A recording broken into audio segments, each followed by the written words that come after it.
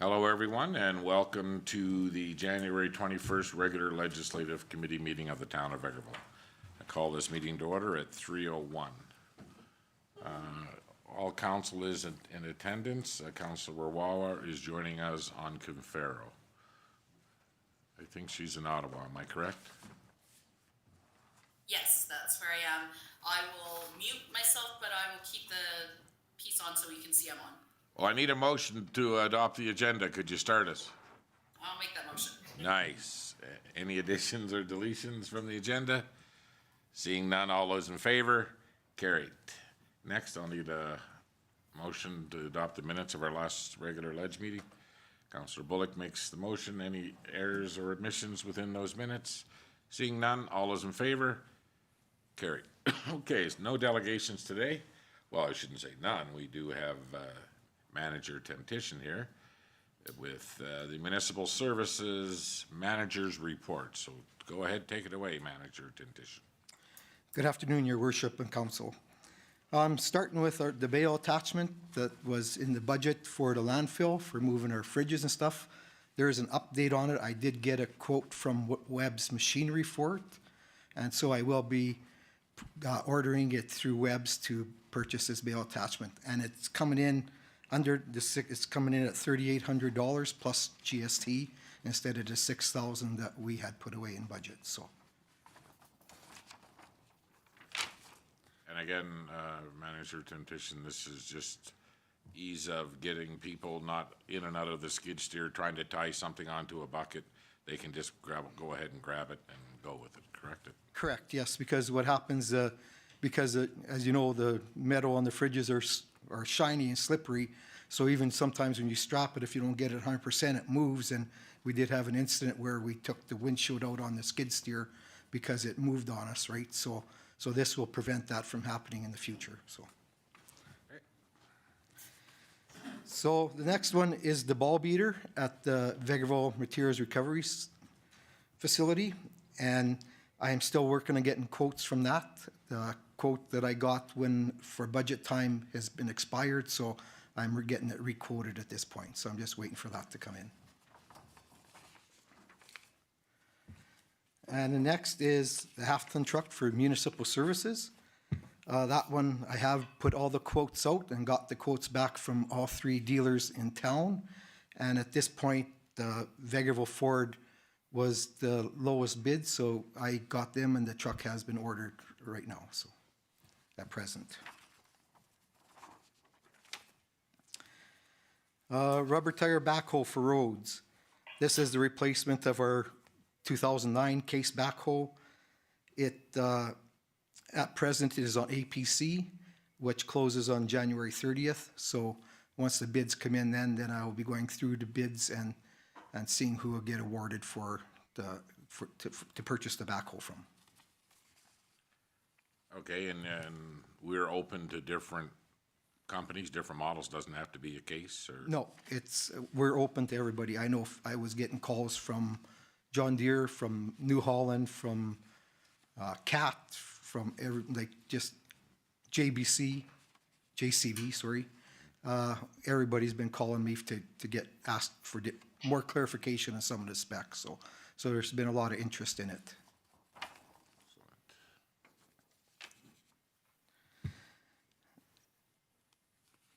So the next is the sewer cleaning truck, and that is the new flushing unit, the jetting unit.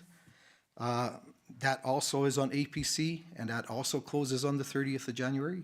So I'm just waiting to get those bids to go with that. And same with that, I have been getting quite a bit of interest from different companies on it at the present time. So we put a set of specs together, what our expectations of the capabilities of the truck and the pump sizes and. Correct, yes. Yeah, what we want it to do. And basically a lot of them, we need 800 feet of hose in our truck because we do have some long runs in town. So most of them only supply 6, and I says, no, it's got to be 8. If it's not 8, then don't even bother with it because it's got to be 800 feet. That was the hose that has to be on it. So. Well, hopefully that one stays within budget. Hopefully. And the next is the hot seat for the shop, for the public works shop up top there. As our hot seat's been there for, well, before I started, it was up there and is just getting to the point where all the coils and everything are, it's getting in bad shape. So the last time the the tech from hot seat come out to fix it, he recommended we look at replacing it because he said it's done its years of work for us. So, and I got that, but I'm looking to get, because I got them through Water Blast, the quotes. Now there's a couple other hot seat places that supply them, so I'm just getting some quotes from those to see where we're at with that at the present time, so. And the next one is a skid steer for roads, and that replaces our Unit 530 or our 2018 Bobcat skid steer. And I don't know if you remember from budget, that is our newest one, but it is the one that's given us the most headache.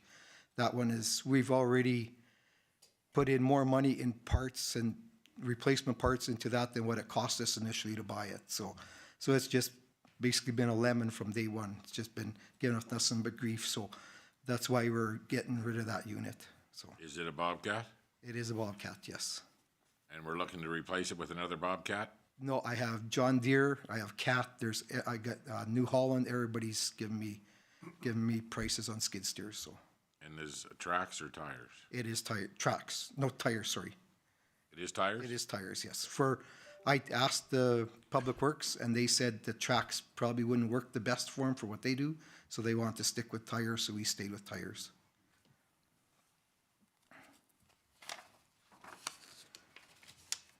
And then the last one is the street sweeper rental that we're gonna do. That one, I have all the information for the rental. I am just waiting for some insurance information so I can send it in when I sign the final contract for the rental. Everything on the contract is where it's supposed to be. All the prices are proper and everything like that. I just need that insurance certificate to send in when I send the signed paperwork in for it, so we could get everything rolling for end of April, so. This is a 2-year rental contract? It's a 1 year. You have to keep it for 6 months, you have to keep it for 4 months, and then anything after 4 months, if you want to keep it longer, you pay by the month on it, right? So it gets whatever amount of time we feel we need it. We don't have to keep it for any longer than the original 4 months. That's all we have to keep it for. And also with this, if it happens to go down and it's a major one, they will bring us one out to use in the meantime while that one's getting fixed, or they will just replace and give us another one to use while that one's getting fixed, so. Any questions on this street sweeper, this rental? Go ahead, Councilor Curtis. Thank you. Just to clarify, Manager Tim Tishon, that's the 90,000 is spread over 4 months, or the 90,000 is ballparking what we think we're going to use it for? Well, the 90,000 is actually at 6 months is what we spec'd it on, because when I talking to Dan at Public Works, he figured we probably might be using it then. But if we don't use it, then we can send it back and we won't use the whole 90,000. But the 6 months is for, the 90,000 is for the 6 months on it. Yeah, go ahead, Councilor. So I have a question about a couple of the items on here, and just for clarification, you've referenced selecting from different local companies, like for example, the half-ton truck, or even going back to some of the quotes that you're getting for some of the other pieces of equipment. Can you explain again how we decide, do we always purchase from the same local supplier, or how we make those decisions in terms of vehicles or other pieces of equipment? No, what I do is I make a comparison sheet and I go make sure they're apples to apples when the specs come in. But when I send the specs out to get the prices, it's spec'd pretty specific in what I want in the trucks, so that they're really close. Like Chevy has a little different that they put in the same series, whereas Ford has a little bit different than Dodge. So they're all really close in the spec value of the truck. It's just a little bit in options here and there that are included with the package that come with it that is the difference.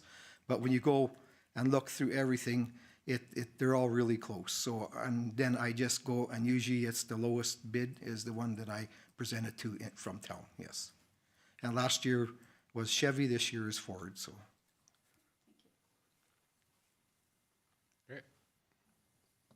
question? Go ahead.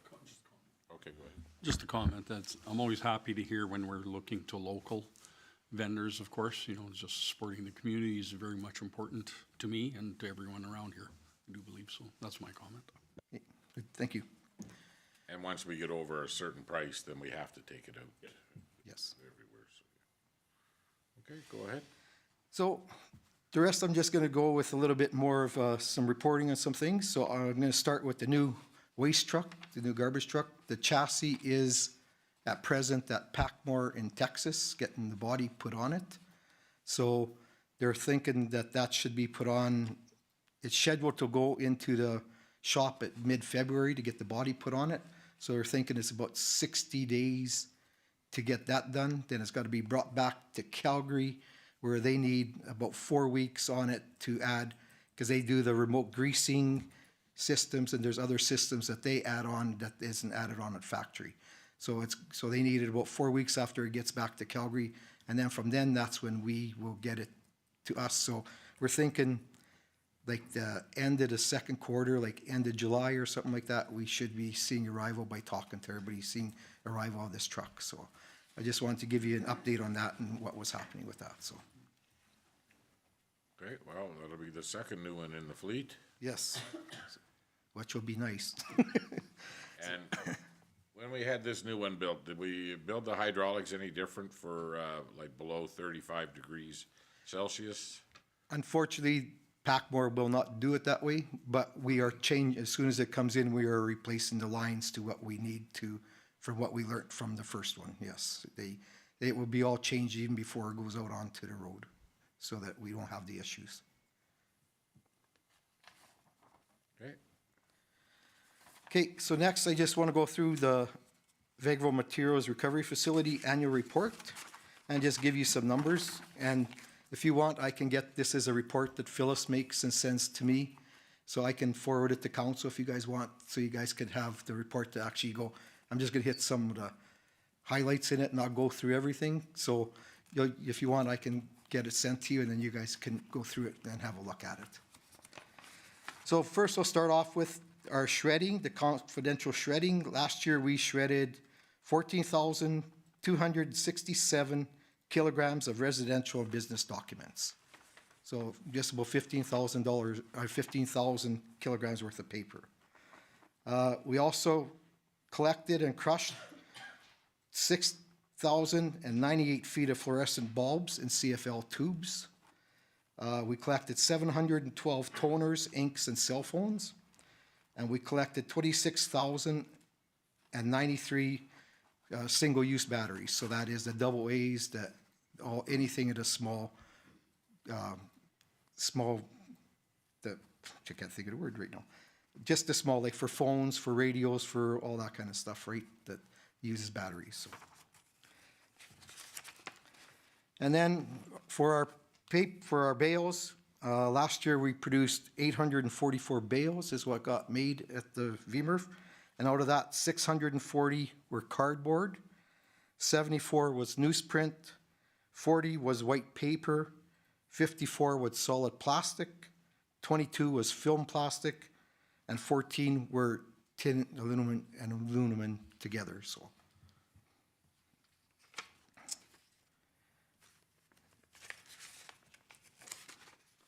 And we'll just go through some of the recharge. Well, actually, everything here else is kind of mentioned already. And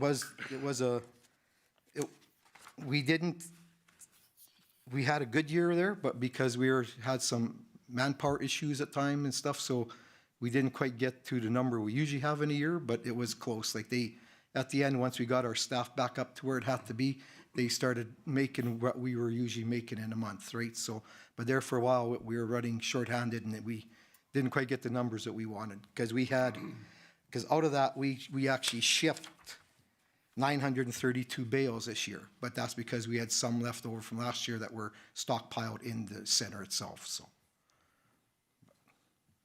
go ahead, Councillor Bullock. Just a question, just wondering, how has the recycling on the plastics been? People are receiving it well, the stuff in the bins that you're getting? Are you having to haul some of it to the garbage, or are you having more success with the separation of it? Actually, recently it's been really good. I haven't had to go and we haven't had to do a good clean in where we have to scrub everything down because it got contaminated. So on that part, in the last 6 months has been better. In the spring, we really fought with that hard.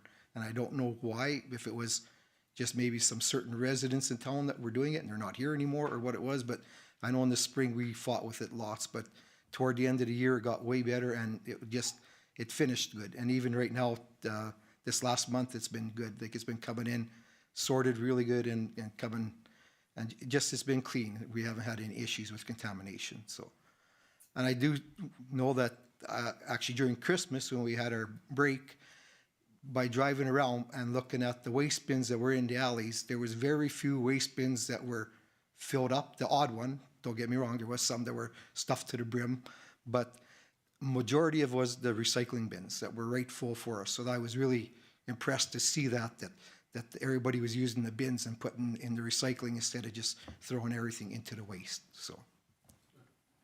Go ahead, Councillor Curtis. Thank you. What about our confidential paper shredding? Do we have many contracts? Are we out and about looking to have more people added? I know where I work, the town comes and grabs it, which is awesome. I'm just wondering what our numbers are like on that. Well, that, like you said, we had that 14,000 kilograms of that. So that's the bales you're talking is, The bales themselves? like, is this, you're weighing it as like just bulk it comes in or you're Yes, weighing it yeah, after? at bulk, and then the bales we get weighed also, right? But it's hard to know exactly because it gets mixed with some newsprint and stuff, so I can't give you an exact number just on the shredded. But that number we got is what we weigh as it comes in for us to charge out for the shredding. It is weighed at the facility, and that is the weight that we got it when it entered into the building, so. Excellent. Any more questions regarding what's happening over at Vemer? Well, all we can do is just, ask the residents just to be as careful as they can as they're putting stuff in the recycling bins, like if it's not right or if it's super dirty, it contaminates a lot of the process, and it's a lot of work to get it out, cleaned, and get ready to start over again, so. Okay, what else do you have for us, Manager? Also, I want to talk about circular materials. That is the pro that for our curbside, but they are also doing our processing side of the facility.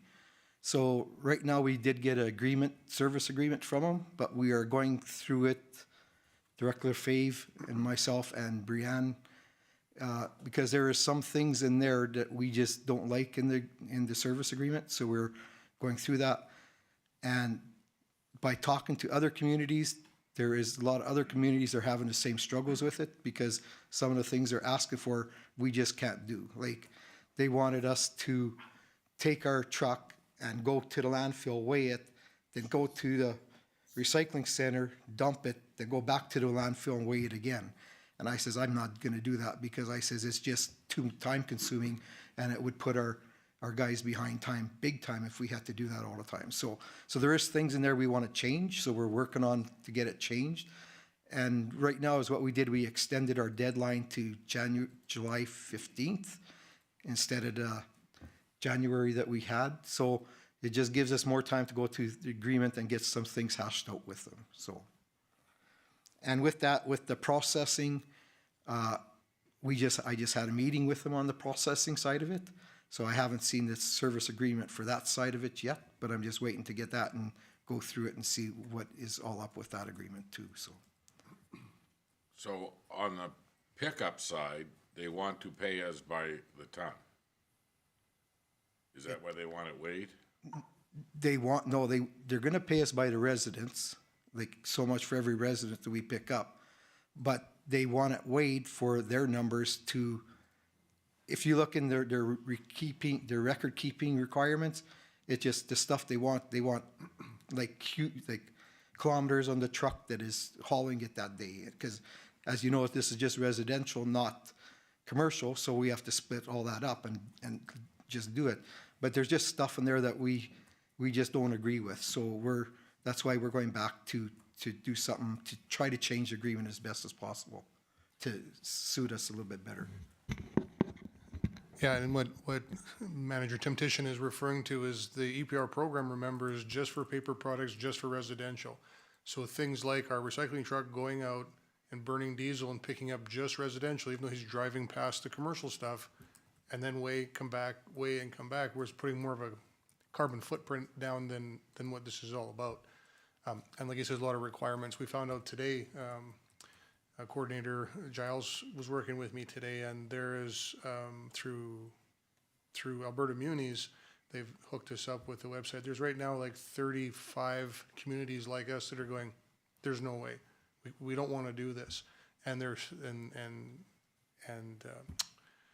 the pro is basically not bending anything over. It's not. So we have a review of the contract, our comments on it. Then we're setting up a meeting with Circular Materials, with myself and Tony and everybody in front of the same screen, and have a meeting with them to say it's not reasonable. I felt that we could do things like do these weigh-ins for, let's say we do it 1 week this month, 1 week the next, 1 week, and then we'll average, because on average at the end of the year, it's always about the same, and we'll pay that, and these are just not options. The administration they want to do is almost like we're doing their work for them, and I'm just being wide open at a public meeting, because we were very happy to have EPR come along, and now we're very disappointed at how it's going along. And remember, we're to negotiate with the pros, which the only one we have is Circular Material. That's the only show in the province for the collection and the processing. So there's no competition. So it's not easy negotiation is all I'm going to say. And we're not going to sign to anything. As I said, we were happy. We've got X amount of dollars at budget time that come in. This is great. That's how the program is supposed to work. And it wasn't an extension that we asked for that was given by them. It's communities getting together and saying, you know what, we're not going to sign this. We need a couple more months to negotiate this. Our bodies like ARC, who are big advocates and help us out a lot as municipalities, are not getting involved in the negotiation part. They're saying that they're telling us to negotiate hard and do the best you can, but each municipality is on their own to negotiate, which we're just looking for a little more. So anyway, that's where we're at with it. It's got there's a bump in the road, and we have to get through it. So we're collecting all our information through the managers and those that work on the pickup and the processing, and we're going to put that together and have a meeting with Circular Materials, the only pro that we can work with, and have a good meeting to see where we're at and explain to them why this isn't going to work for us or what an alternative could be or compromise on both sides. You have to remember, in their minds, they are hiring the town as a contractor to provide this service that they're responsible to provide through the province, because we're already established with our own collection, our own processing, and our own transportation. So we're becoming basically an employee of theirs, and that's why the requirements for a lot of this information and the information that we collect is 100% theirs, and we can't share quantities and totals and amounts of recycling. It's just, it gets very deep. It's a very big document, and we're not liking a whole bunch of it, to be honest. So probably said enough. Pass. So it's provincial dollars that fund this program. That is correct. Oh, sorry, Tony, he knows that. He knows the answers to that. Yeah. So maybe all the municipalities should write a letter to the minister in charge of this and saying that this is unrealistic. Like, we have a carbon reduction ministry department of the province. This doesn't make any sense to do all this running around burning more diesel when we can do some averaging.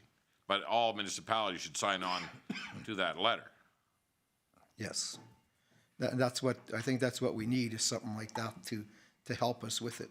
I know through Alberta Care, I attended their webinar meeting, and I know they are putting a committee together with a bunch of communities to go to see the minister about this, because they said they feel the same way as we do, that it's just too many hoops to try to jump through to get to be part of this EPR at the present time. So they want it streamlined a bit. So they are going to be our voice a little bit with the minister. I know they are looking at doing that. So.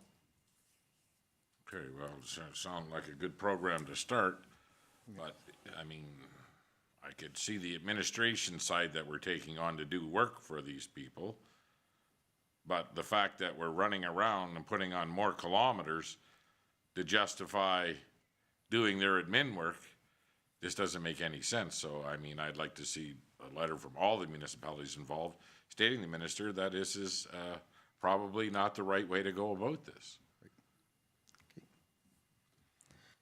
Yeah, well,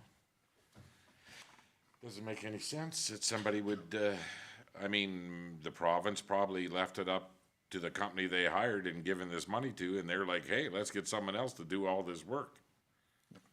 But again, the end product is what we're shipping out, is what the program should all represent. And then the final, I mean, how many kilometers we're putting on, we could average that. That would not be a problem. But the weight of each truck, and this is only for paper products? Only residential products, yes, not commercial. Oh, okay. Yeah, So commercial stuff doesn't count. no, We're still recycling it, but it doesn't count. yeah, we have to do that on our own. That is not part of the EPR program, yes. Well, if you make a guess of it, make it high. Okay? And we have to remember too that EPR is funded by the commercial stores. Yes. Goes to the circular materials. It doesn't come through the province itself. But we need to make it work right. And I think if all the municipalities that are having a problem with it, maybe some are not having a problem with it because they are just gonna estimate it anyway. Yeah, and the ones that aren't having a problem really are the ones that don't have a system at all in place. So these guys will then come in and hire a contractor typically to do the collection, do the processing, and ship it out when there's nothing there. But we're already established and rolling, and I thought this would be a benefit for us to get into the program already having a system in place, instead of two different systems doing the same thing. So, anyway. Okay, so I'll How move on much does the scale cost? At the landfill? at the I don't landfill. know, like, like the guys roll on down the highway, they throw a set of scales down. $2,000. We could weigh in and out at recycling. We could ask for a grant to buy a set of mobile scales. Yep, you'd still be collecting just residential and coming to the VMRF unloading, just processing residential, make bales, and then weigh your bale. Yeah. You're still double driving, but that's better than traveling to landfill. Yes. Well, hopefully there's some good will come out of this, but just another program that doesn't make any sense. So the middleman getting all the money, I mean, okay, well, good luck. Yep, thank you. So next I have is product care, and that is for the HSP program, the hazardous and special products that is coming, that's gonna take over the HHW, the household hazardous waste. And they just sent me agreement actually yesterday, so I'm still going through it. It's not like the circular materials at all, like it's a lot more streamlined, it's a lot more straightforward in the parts that I've read so far.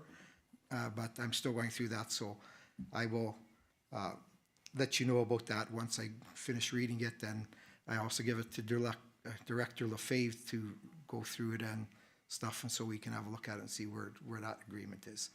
And with that, if they would still like that to start,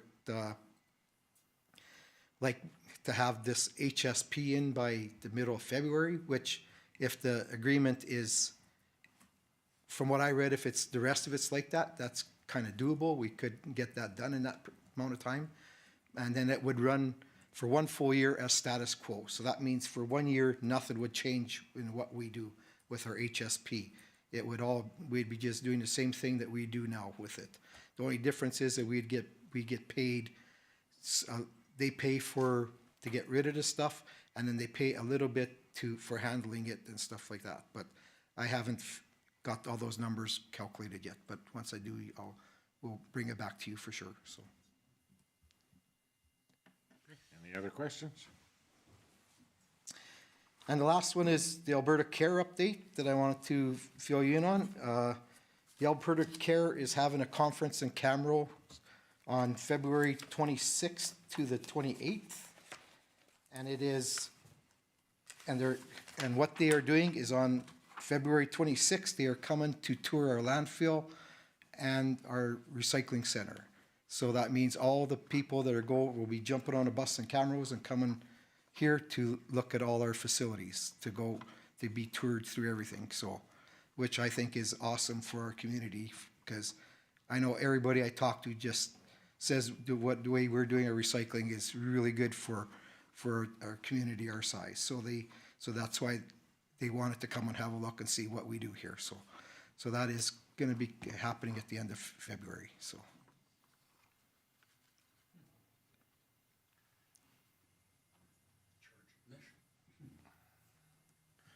So, 26th here, I'll be putting that in my calendar. Yeah, it's in the afternoon, so on the 26th. And will it be starting at Vemer for, I was thinking to start at the VMRF and then go to the central drop-off and to the landfill as the ending part of it, yes, is kind of what I was envisioning. So I have to put it together yet, because it's up to me the way I want to tour them. So, if you're serving a lunch, let's try to do it at the Vemer. well, they'll have lunch before they get here. Okay. 'Cause I don't like doing it at the landfill anymore. Yeah. For sure, so. And that is all I have for my report. Any questions for Manager Temptation? Okay, well, thank you sorry, go ahead, Councilor Rudick. You had referenced earlier that you'd had some challenges with staffing. I'm wondering where things are at now. We are full staffed at the present time, so. Yeah.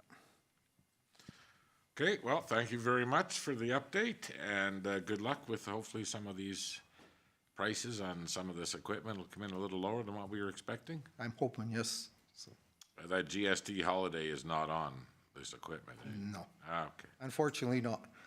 anything under 7% alcohol. Yeah, Much of this equipment's coming out of the United States. I don't Tobacco, have to, probably? probably tobacco, yeah. I was just asking Manager Temptation what type of equipment we're purchasing that is coming out of the United States, because that may have an impact here soon. Probably the sewer cleaner and backhoe, I would think, could be the two, so, Well, the backhoe there probably is in Alberta already. yeah.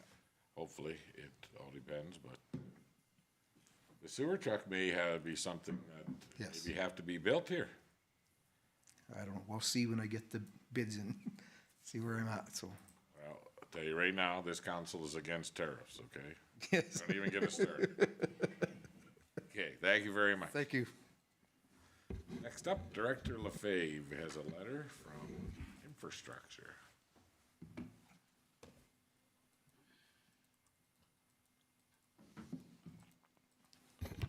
Thank you, Worship.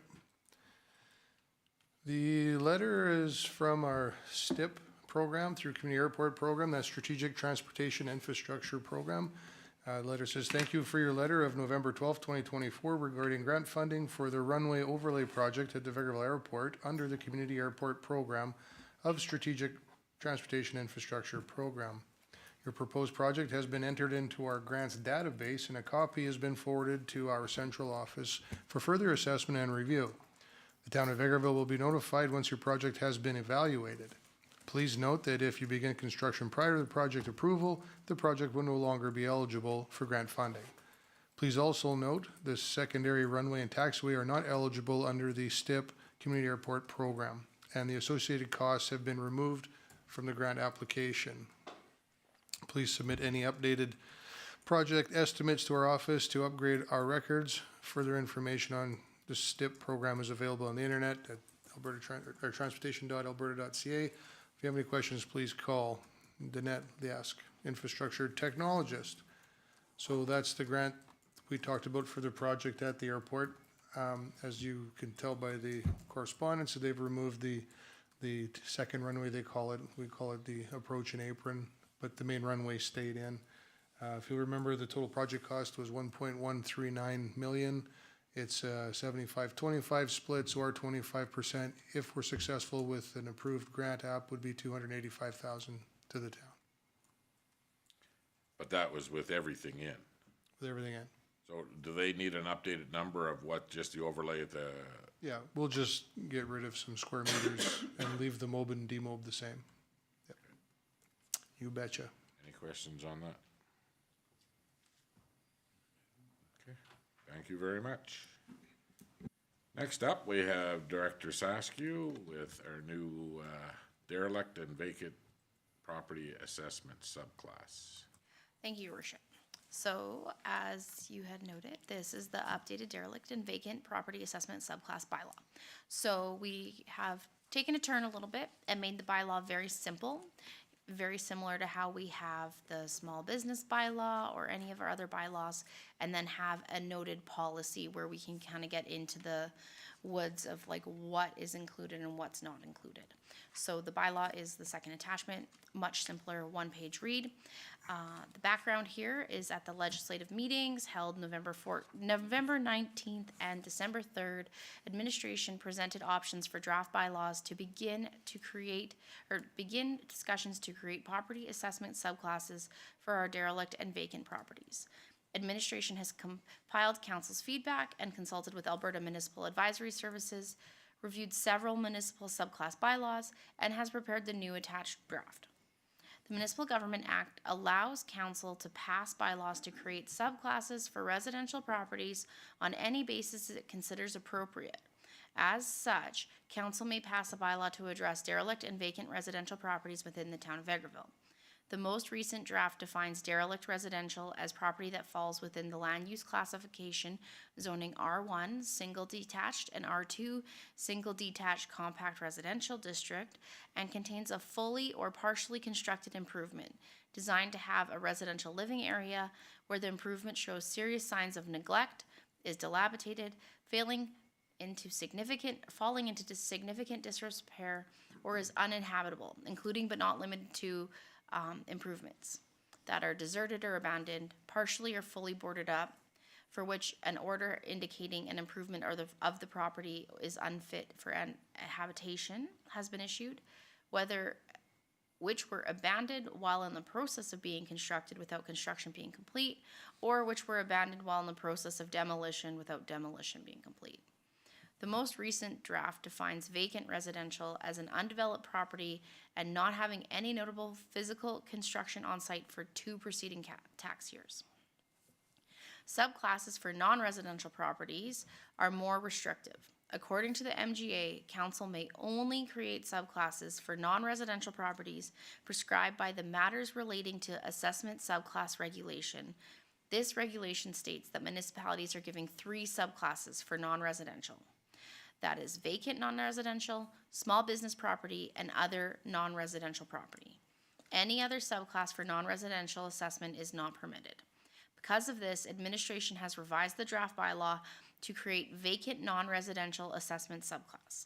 The proposed definition of this subclass means a non-residential property containing improvements that for 2 preceding tax years were empty, unoccupied, or not used for a purpose consistent with the town of Vegreville land use classification in C2 or C3, and subject to a non-residential taxation.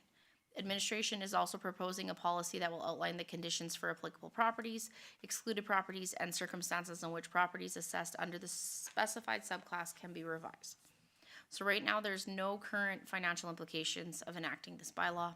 The taxation rate of the new subclass will be taken into account when calculating the 2026 mill rate.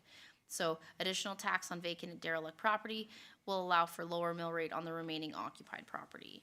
Rates for derelict and vacant residential and non-residential would be set with the annual taxation bylaw. And one thing to note is that this bylaw does need to be passed in the next month or so to be used in calculating 2026 taxes, as 2026 taxes are assessed based on 2025 assessments, which is done by our assessors in July. So it is still something that we need to make heed in passing if we want it to be applicable for next taxation year. So communication strategy is senior management and the assessor will be informed of council's decision. And right now the options are council review the draft derelict and vacant property assessment subclass bylaw and the policy and provide recommendation for changes for administration. Okay, thank you. Thank you. Who would like to start the conversation? I believe everybody's good with it. Perfect. Oh, Councillor Barry, let's go ahead. Thank you, Your Worship. I do agree with the major changes that have occurred from, in this draft from earlier drafts that we had. I think that reducing it and making the bylaw simple and having a supporting policy will be the correct way to go. I have to admit myself that I failed to actually take a look closely at Section 297 2.1, which specifies that we had to look at the regulations to say what we could actually do there. We didn't have carte blanche in actually creating as many subdivisions we wanted to when it came to non-residential. And I feel like I've got egg in my face because I worked with enough acts and regulations that I should have twigged on that earlier. But I'm glad that that has now been brought forward. I am disappointed that we can't have a few more classes for non-residential though. But overall, for the most part, I'm feeling fairly comfortable with this one now. Thank you.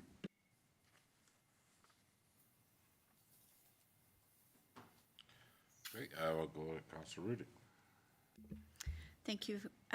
Glad to see that we've got a few more considerations in this version. I do have a specific question, and I'm not sure if that's something that you can answer at this time. My question is with regards to, on page 2 of the memorandum to council, and it refers to the definition of the subclass for non-residential property, and specifically under A. Can you potentially provide an example of where a non-res property that was not used for a purpose consistent with a land use classification C2? Is this an example? So I'm just thinking, like, we've had some challenges in the past where commercial property, and this would be highway commercial or central commercial, that was supposed to be non-residential and was a non-permitted use, but somebody was residing there, for example, if it changed uses and it wasn't in that permitted usage. Is this an example, or is there another example that you're thinking of there?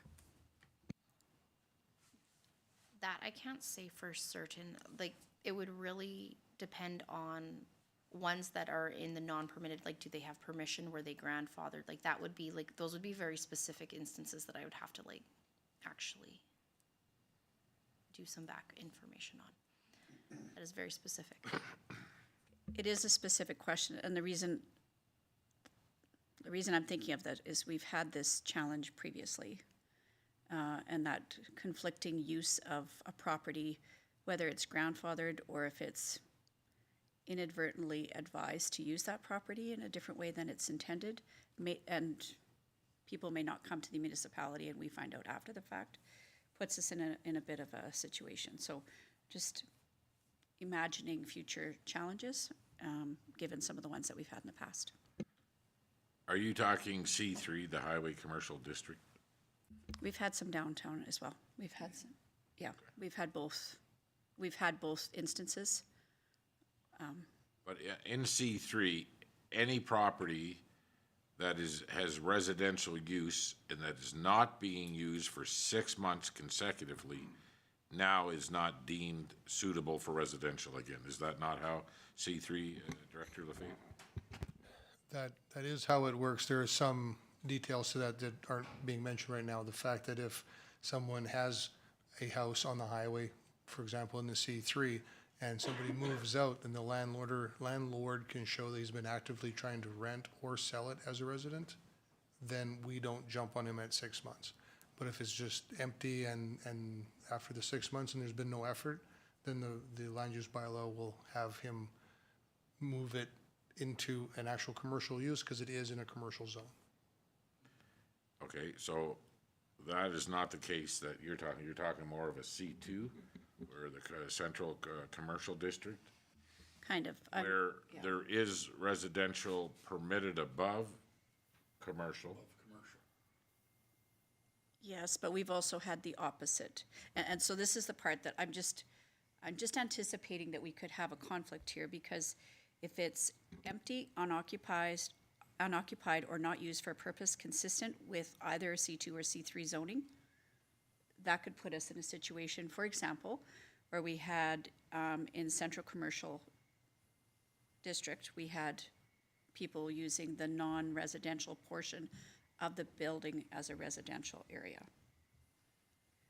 And again, not with our permission and not with our foreknowledge, but we end up in a situation where I'm just not certain where we land in that situation.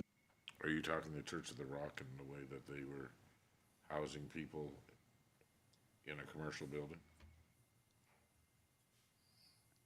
There were a few examples, so from which time. Okay, well, we don't have to name names, I guess. Go ahead, Councillor Barry. Thank you, Worship.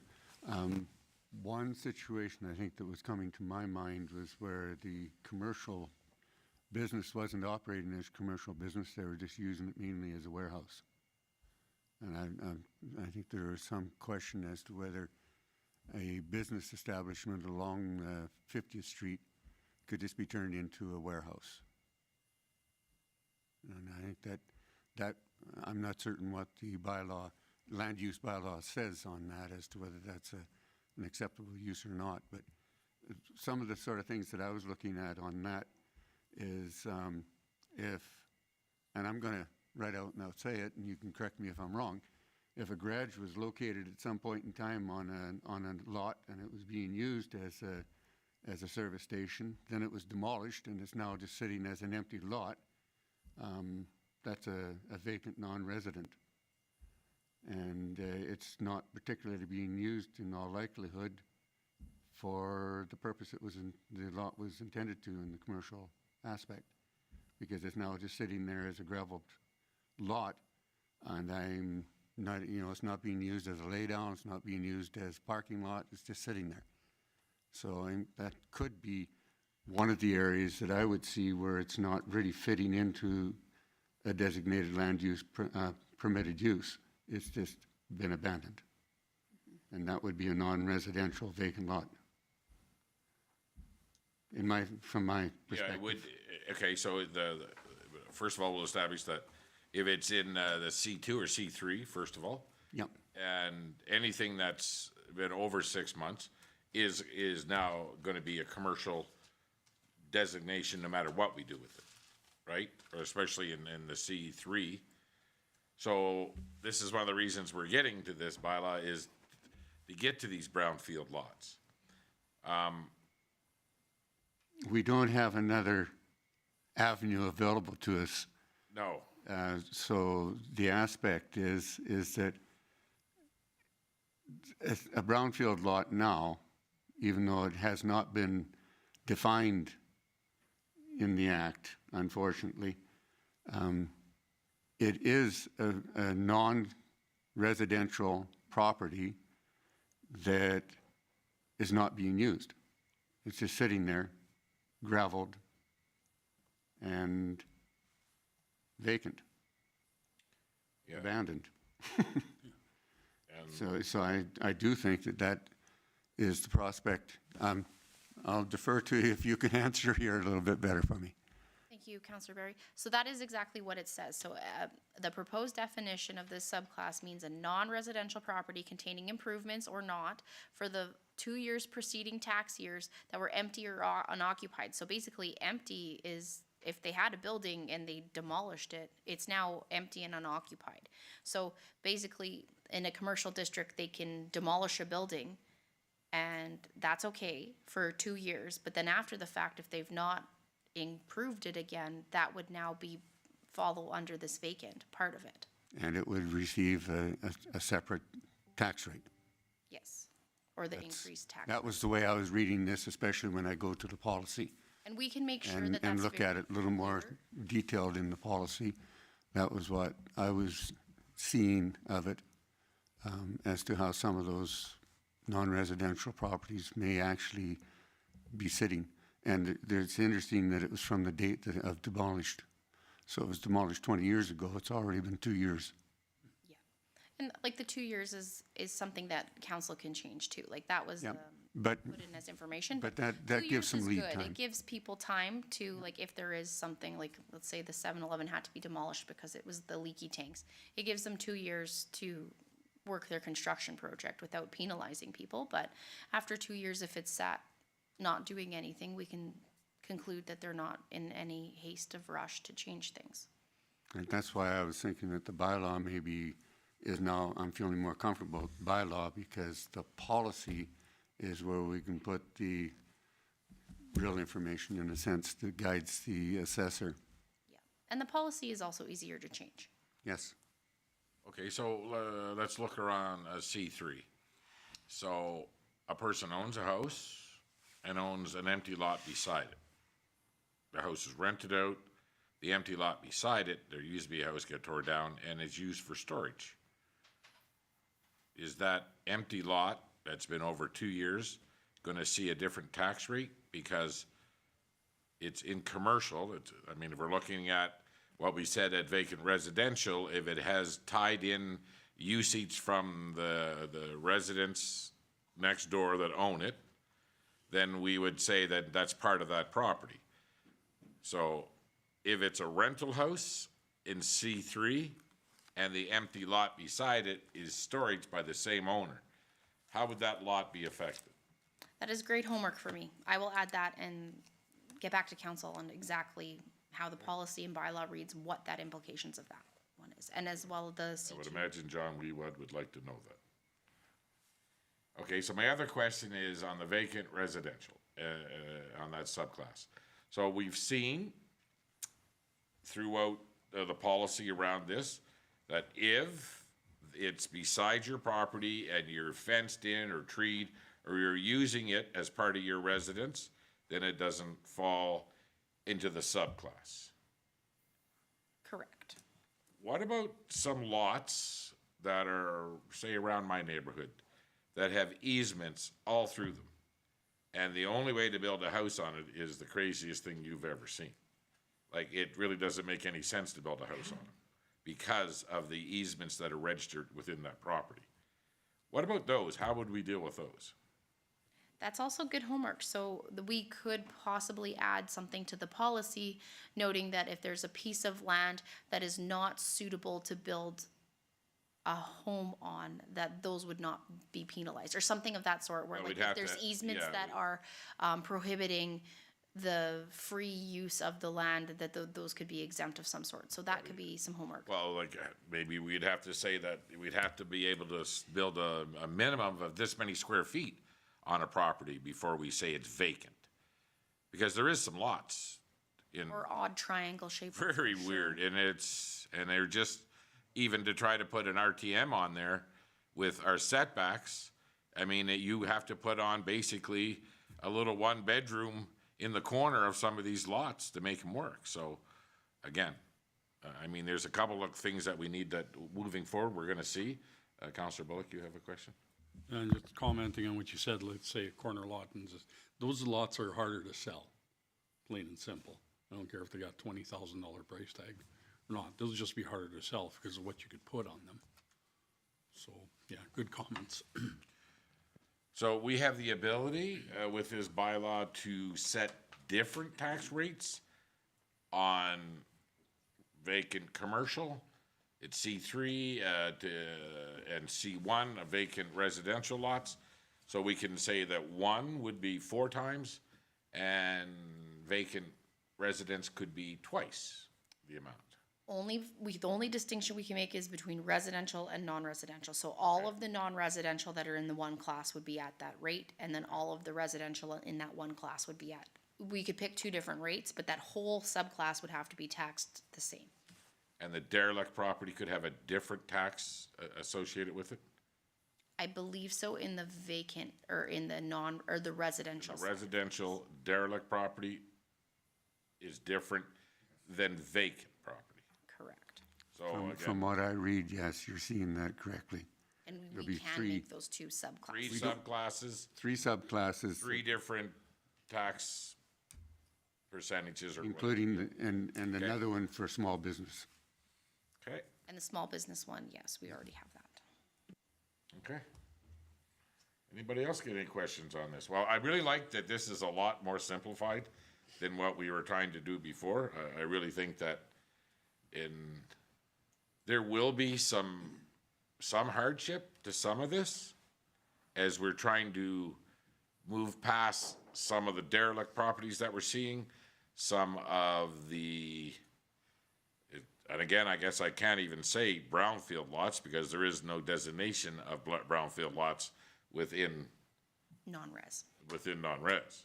We don't have the ability to describe Yeah. a brownfield lot, but there are definitions out there that describe them. It's just that I guess we would show prejudice. Alberta if we said hasn't given us Yeah. that latitude yet. Yes. Okay, so I know this is a little different than what we've been seeing, but this is something that a lot of municipalities are moving to, trying to force, first of all, derelict properties, the former term of brownfield lots, which are now vacant non-res. Yes. And trying to move these properties or push these people into doing something with their properties. And of course, and when we do this, there's always a little carnage that happens, but we'll be able to look at that on each individual. Somebody says, well, how can you put a house on here? Yes, and the nice thing, pardon me, about having the very simple or the very simple bylaw is once the bylaw is enacted, if there is something when we enact the policy as well, if there's something that needs to change, we can bring that to a legend council meeting and have it changed in 2 weeks rather than a bylaw with multiple readings and. Go ahead, Councilor Barry. Yes, I'm going to agree on that. The aspect is that the bylaw actually also gives the assessor quite a bit of latitude as to how he assess individual properties, as to whether he's going to put them in this class or that class. So therefore, the guidelines and policies that he's going to be relying on, that's where the real assessment comes into it, is that ability to say, this one here is not going to be put in that class because you can't build a house on it. You know, I mean, like so I think that once the bylaw is in place, because it's now very straightforward and it's understandable, and I have to admit the one previous to that, I kept trying to look at it, and I wasn't following it. This one here is clear cut now. I think that you can follow it. And the point is that by moving to the policy, the assessor will be able to give us guidelines onto where that is working and not working. So that's where I'm at on it. Thank you. Okay, well, we all did see your notes on the very first one, and it was hard to keep up with, I'll tell you that. So, okay, well, if everybody's happy with this, this will move for first reading on Monday night.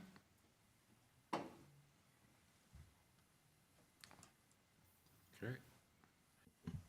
Next up, we have a letter from the past president of the Vegreville Library Board. Thank you, Your Worship. I forgot to mention that we have to give extra kudos to Leslie because she helped me comb through all of these things. It was our Christmas project while we were working. So kudos are always due where they're due. So I do thank her for helping me with that.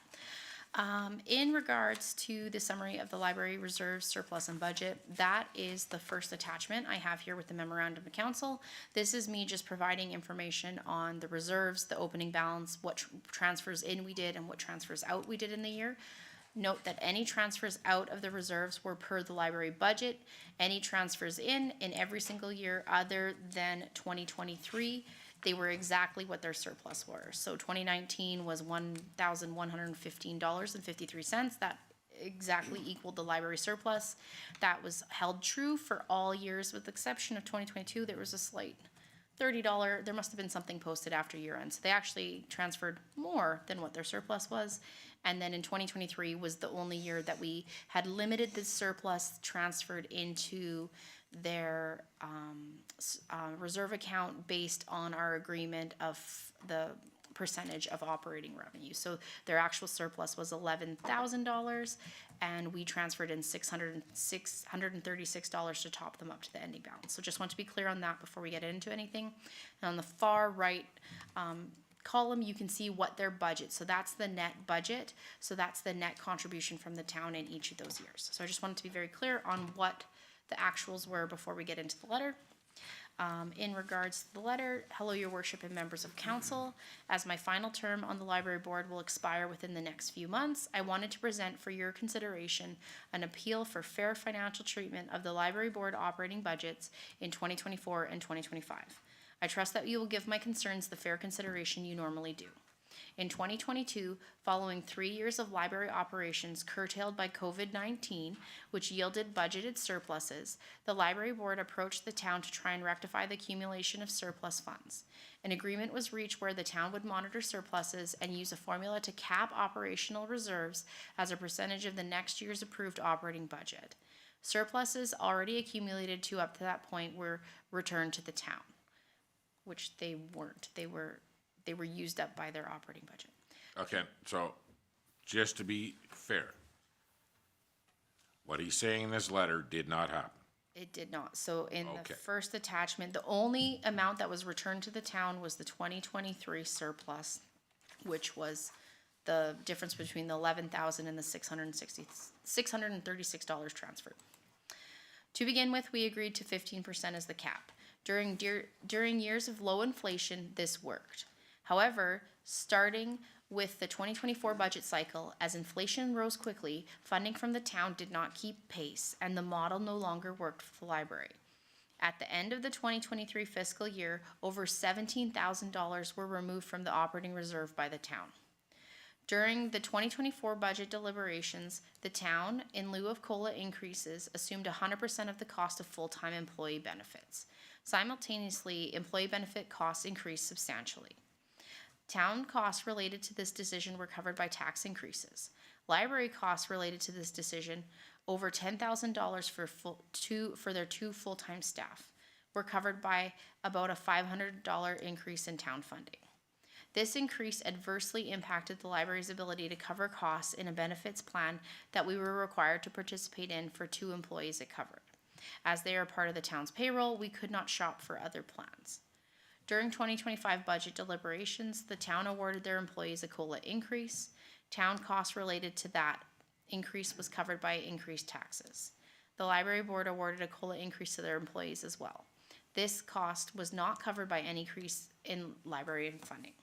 Any in excess funds remaining in the library's operating reserve this year may be removed by the town again. For the library, this model is not sustainable in the short or long term. It was born out of resulting surpluses that arose due to closures from COVID-19 in 2020, 2021, and 2022.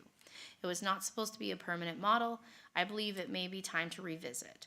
While I do not know the answer to these issues, I know that the library needs the current approach to revert back to pre-COVID-19 years.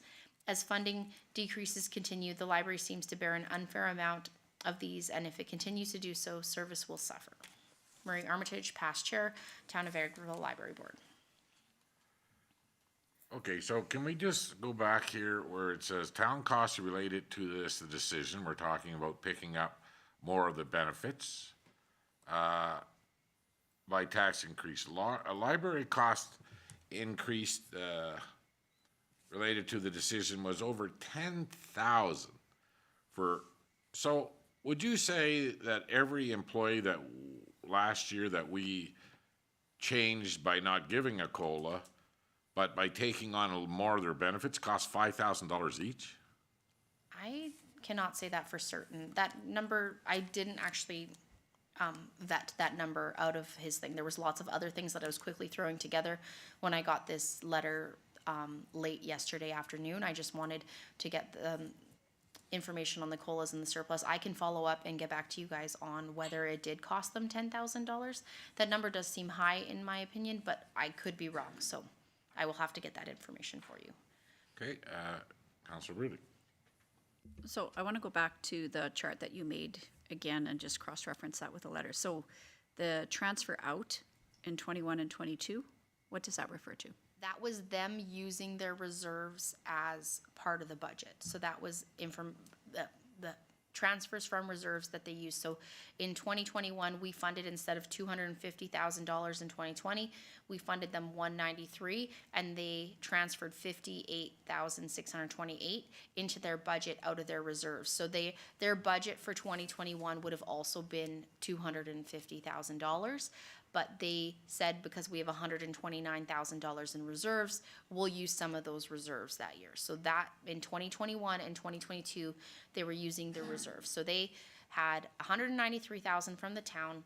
They transferred in $58,000 from their reserve, and they still had a $28,000 surplus, which was rolled into their surplus. So they netted about $30,000 from reserve that year.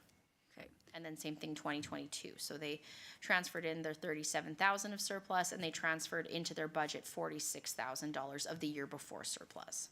Okay, so then, like, with respect, I think the letter from Mr. Armitage does capture that. I think maybe the wording isn't exactly. It's not entirely accurate by our accounting standards, but I think that's kind of where the disconnect was at that time too, because you'll remember that that was at the time Mr. Casey was working in the role of director and your chief But to be financial clear, officer. they weren't returned to the town. They were able to use their surplus for their library funds. So their funding was reduced to the 200,000 range, and they used their surpluses to fund themselves back up to the 250. Yeah, I think you and I were both in that meeting too, and I think there's a little bit of a misunderstanding between the way that they do their accounting, the way that we do our accounting, and trying to, I mean, honestly, this is imaginary numbers because it's on paper.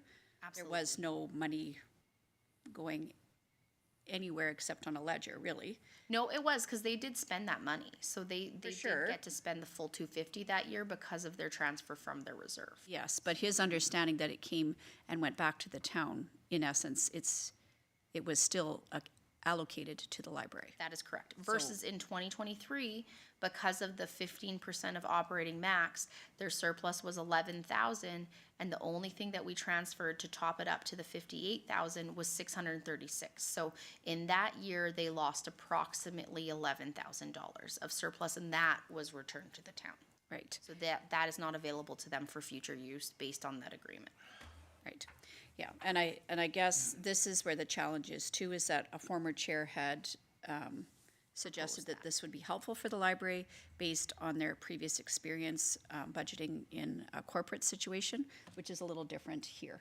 So moving forward, I think we probably do need to have an open discussion about how the budgeting works, because the institutional knowledge that is maybe on that board or within their staff would not have the historical reference that we might have from personally experiencing those conversations. And this is where some of the questions that are being asked in this letter are difficult to answer, particularly because the library makes their decisions adjacent to the town and this council making decisions about our employees. So we don't decide at this table what the library decides to do with their employees, although it's been the practice that they often imitate or mimic what we do here in terms of giving a COLA or determining if there's a change in pay grade or something similar. Councillor Barry. Thank you, Your Worship. This takes me all the way back to 2014. I think that there is some clarity that needs to be made as well, and I do this every time. The library board is a corporation of itself. The town is not obligated to do their accounting. By the Library Act, they have to do all of their own accounting. They have their own employees. It's not even a requisition. They only request an annual amount each year from the town. So if they choose to use our pay scales, it doesn't mean that the town is the one that's responsible. They chose to be on the payroll of the town. It isn't a fact that they have to be. The town doesn't have to do those and perform those services for them. And I think the town, what always keeps being forgotten is that in order for the library to get their government grants, the town only has to give them $2 per capita, which under the current situation would be $11,000 a year. And if we want them to get their maximum amount, we'd have to give them $352 per resident, which is only $20,000 per year. We give them $256,000. We do their accounting. We do a lot of other things in terms of giving them the building to be operating in. And I think to me, it's just like, yeah, I think we need to revisit. We need to revisit the aspect of the reserves and et cetera, because I'm not convinced that the town should be playing with their reserves. Our task is to take a look at what they are asking of council on an annual basis and decide, as the act says, to approve it in whole or in part. And we consistently, quite frequently, look at it and say, well, this is the part that we're going to provide. I'm not even concerned that we see their budget, but the library acts as they must present a budget to us on an annual basis. But we have no say in how they spend that money. But every time that we take and hold to, I mean, how would they like it if we revisit it and give them $20,000 a year? Legally, we can. So, I mean, like, the aspect is every time they threaten to say it's going to be on services, well, really define what the library is supposed to be. And I was on the library board. I was on the Northern Lights library system for 9 years. So when I look at this, I just say, yeah, we need to revisit it. But I think we need to be honest about it, because we didn't make them pay $10,000 because they decided to use the same benefits and ask, can we have your benefit package? Because as a corporation, they can't afford to have a benefits package for 2 employees.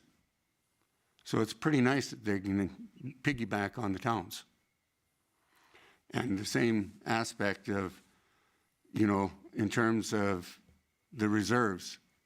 Well, during COVID, if they weren't using that money to provide services to our residents, then I don't think we should be double taxing our residents by leaving it with them to spend as they wish. So I think that we need to move past that. But we have to decide, we're doing all the accounting for them. We're holding their monies. They take all of their receipts and turn them over to us, to the administration here, to pay them. We don't have to do that. It's an agreement where we're being extremely generous. So I'm looking at this as, yeah, it's time to sit down and have another discussion with it and get it worked out. But it's not like the town's the bad guy. That's where I look at it. So I've said my amount. I'm quite certain that there's a lot of people out there that'll be extremely mad at me now because I'm downing the library. But, you know, enough is enough. At some point in time, we have to realize that this council is extremely generous when it comes to the library. Anybody else? Councilor Warwa. Hi there. I just wanted to share a couple quick things, just being the rep currently on the board. I would completely agree with Councilor Barry that I think there is need for sit-down discussion about a lot of these things, where if everybody was in the room, they'd be able to understand it more. I think there's a lot of people that wouldn't have had all the background, so I think that would be really, really important. And, you know, in addition to that, maybe there is discussion about what we do going forward with these reserves. I do understand, though, I would like to say that one of the parts when we've been at the meeting, the library board has been very positive with us, especially with the new group, about recognizing how much the town is putting in, and the fact that it is so much higher than what the requirement is, which is really good to have heard them, state. And I think a lot of that came from just some recent, they had brought in sort of a specialist library to kind of go over that, and he really did reiterate that. But interestingly enough, one of the points he really kind of kept mentioning is the fact that it almost seemed like we are really taking the extra step to do the administrative. That was something that he certainly reiterated numerous times, was there's fees and then there was no requirement to do that extra administration. And it seems like that's our stumbling block often. As well as I can understand on the library board side, they were talking about, like, they are looking at some upgrades, they're looking at repurposing space. So in that vein is where they were hoping that should they be able to do a lot of fiscal movements as well, that maybe they can save a little bit more money so that they can do some of those upgrades, because you basically have a gentleman who comes in and he will kind of quote them for phases for that upgrade. So that's where the hope was, to potentially also be able to put a little bit more money into that reserve and not have it come out. So having said that, I think we're all agreeing on the fact that the next step should maybe be a sit-down conversation with them, because I think there is, a lot being lost in the history of it to where we maybe are now. So I just kind of want to back that up. I think Councillor Barry is absolutely right that, certainly nobody's trying to be the bad guy here. The town has actually represented a very high level and actually supports at a level that's supporting surrounding communities, especially since we are open with hours that have been noted as being somewhat similar to some cities in the hours and the level of service that we actually provide. And the fact that that actually also helps surrounding communities, even through the Northern Lights library system. Lots use our library as a pickup zone. But again, that means we're providing service that may be coming on our taxpayers' backs more primarily. So I think that conversation should be had. But I think that just, noting that one of the reasons with their reserves is they were looking at that phase project for redoing certain areas. Okay, thank you very much. CAO Ling. Thank you, Your Worship. We do have a letter of understanding with the library board. It was signed off in 2017. That document is to be reviewed every 3 years. I think we're a little past that because the review period happened during COVID shutdowns when lots were happening. So if council is in agreement, I think we will set up a meeting between the library board and council to review and go over the letter of understanding and have a discussion on all of this, but it brings us Think all of together. council should be involved? It can be, or you could put together a committee. Yeah, because it just gets redundant after a while if everybody's just saying the same thing. I mean, I'm not really sure what Mr. Armitage is getting at. They want to be able to increase their reserve, which wouldn't make any sense to the taxpayers of Vegreville. We set it at 15% of their operating budget is what they could have. So that doesn't make any sense. He's pointing out that when the town council makes decisions for our organizations, that it indirectly affects them in a negative way. Well, there's a couple of fixes for that as well. So I'm not really understanding why we would charge more in taxes so the library could put more in a reserve. I mean, when this was brought to us, the reserve aspect, at the time it made some sense. But then to say that the decisions of this council are affecting them in a negative way, well, there's other ways they can figure that out. That we're working for our organization, what works for our employees.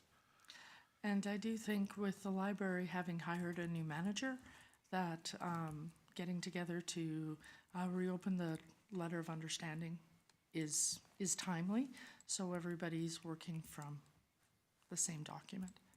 Okay, Councilor Rudy. Yeah, and I feel like maybe there is some emotion attached to this, and I think maybe there,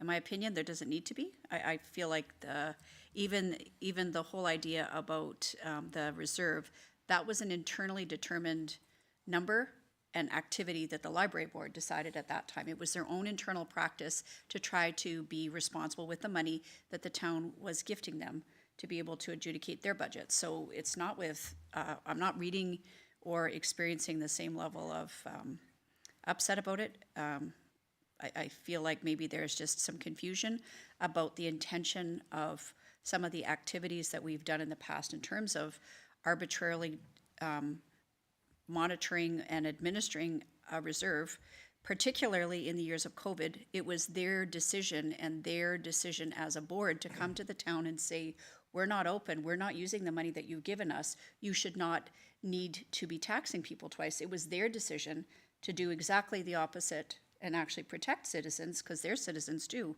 to make sure that the money that the library board was receiving was saved for a rainy day. That's exactly what they did. So, Or they were asked the next year could have been $56,000 less, and then it really would have saved the taxpayers some money. but it actually, well, it wasn't open. So, like, to be very fair, what they were doing is, we're not spending the money as a library board. We're going to keep this money, and then came back. And it was in that transitory time with different staff here, different staff there. We definitely need to come to a different conversation today. So all that to say that there definitely is a disconnect between what we do, and it might be timely given new manager, the upcoming municipal election, as well as an overdue memorandum of understanding to talk about the budgeting process. And maybe that reserve process is maybe not working in the way it was originally intended at that time. Go ahead, Councillor Curtis. Thank you very much. I know, to me, it looks like for not being open, they used quite a bit of money anyway. But that being said, the 15% cap is on the operating budget that we give them, this number here. Their overall budget, 15% is what their reserve was allowed to be. Is it overall budget or what we give them? Because that will drastically change the size of your cap. Well, it's like $58,000 for the year. Let me just open, I don't have, Because if you go off ours, it's around 38,000 would be the cap. no, it's operating revenues for the year, 15%. Let me, So that's the county of Minburns, that's the grants, that's everything. that's everything, their total revenue. If I'm not mistaken, one more click.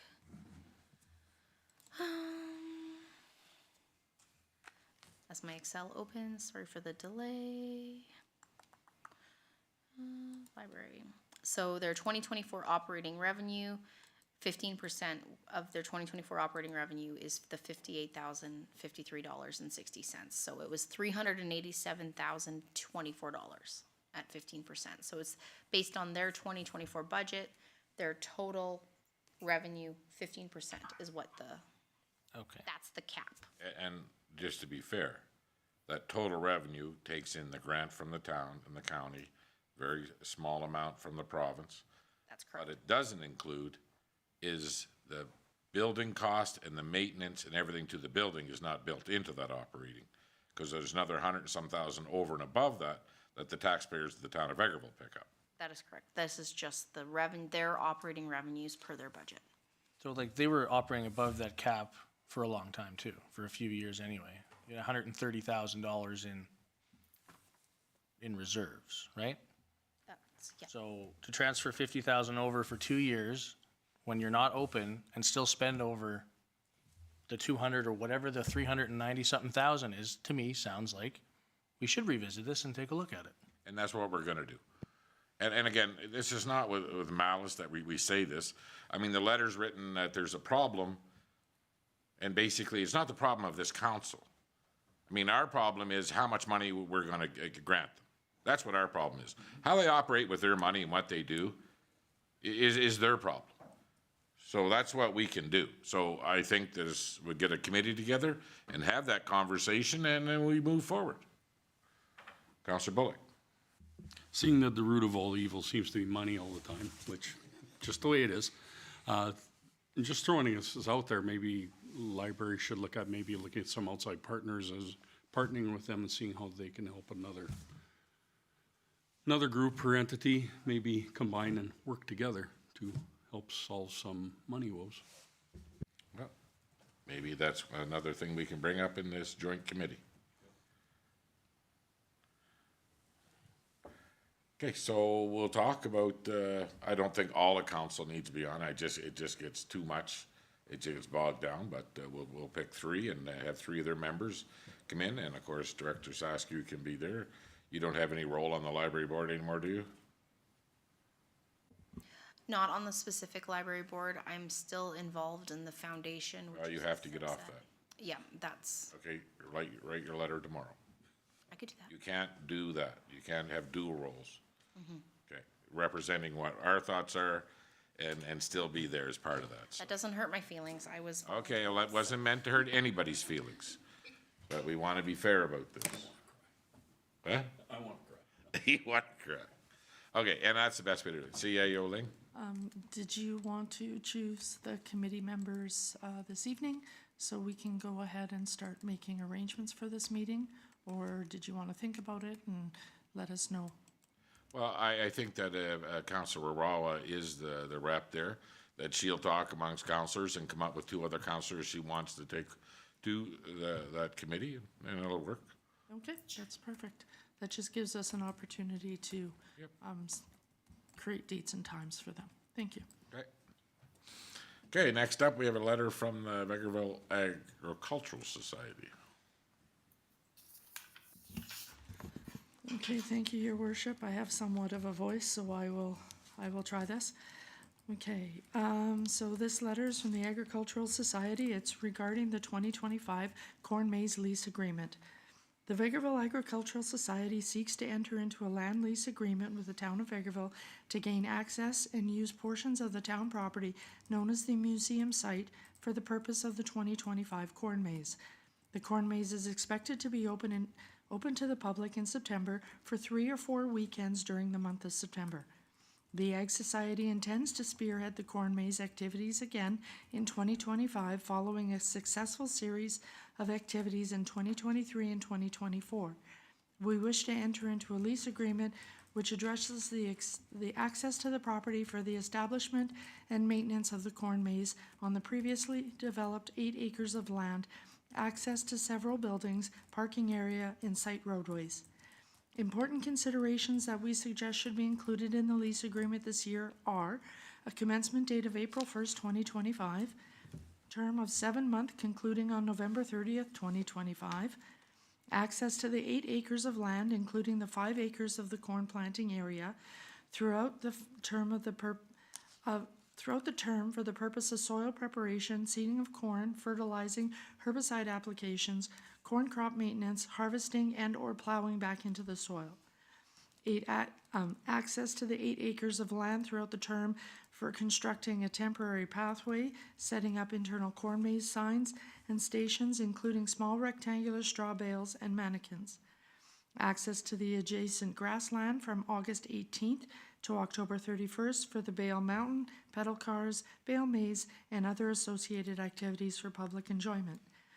Controlled access to storage buildings from August 18th to October 31st, used by the town for the storage of corn maize related signs and mannequins.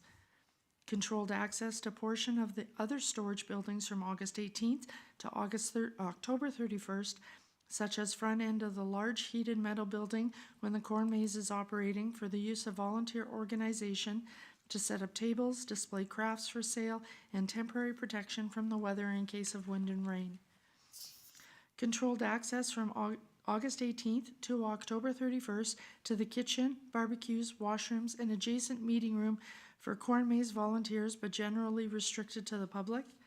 The use of the parking lot and grassed areas from September 1st to October 31st in front of the museum and along the south side of the highway for parking vehicles. Use of the grassed area west of the museum/event center in both west and east of the large metal shed for parking and or additional activities from September 1st to October 31st. Year-round storage of the corn maze decorations, props, and signs currently stored by the town in a small garage behind the metal shed. Access keys to the corn maze committee chairperson or other delegate of the Ag Society during this term of the agreement for controlled access to the corn maze related portions of the museum or rented storage or related storage buildings. The Ag Society also requests in-kind contributions by the town similar to last year, including picnic tables, garage and recycle bins, power supply for entertainment and the ATM booth, and the use of the kitchen and barbecues. Controlled use of the Cockshut 30 tractor with small trailer, Craftsman and Cub Cadet mowers currently stored on site. Allowed cutting and baling of the hay on the museum site similar to last year. Thank you for your consideration of this request. We appreciate our ongoing collaboration to ensure the vibrancy of our local and regional community through the continuation of the corn maze. Signed, Chris Clammer, President. Thank you. Okay, well, it's nice that they're looking forward to doing the corn maze again, but at this time, we cannot give any commitment, anything to do with the former museum site. So we'll get back to them as soon as we know exactly what the usage of the building looks like. Hopefully, we'll have some determination with some ongoing meetings that we're in right now, and then we'll be bringing it back to council then.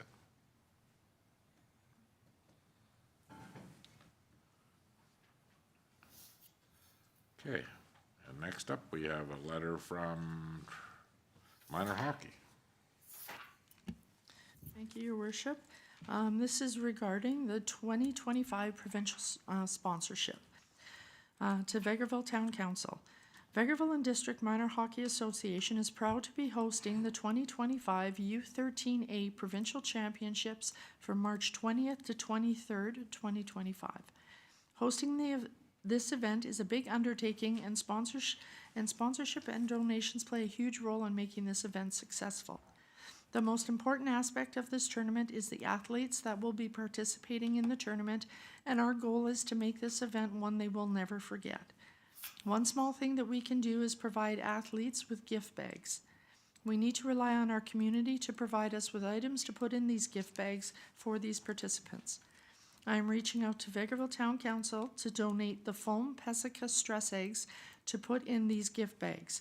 From talking with Jameson Brown, the cost to the town would be $5 per unit, and we would need 160 stress eggs for a total of $800.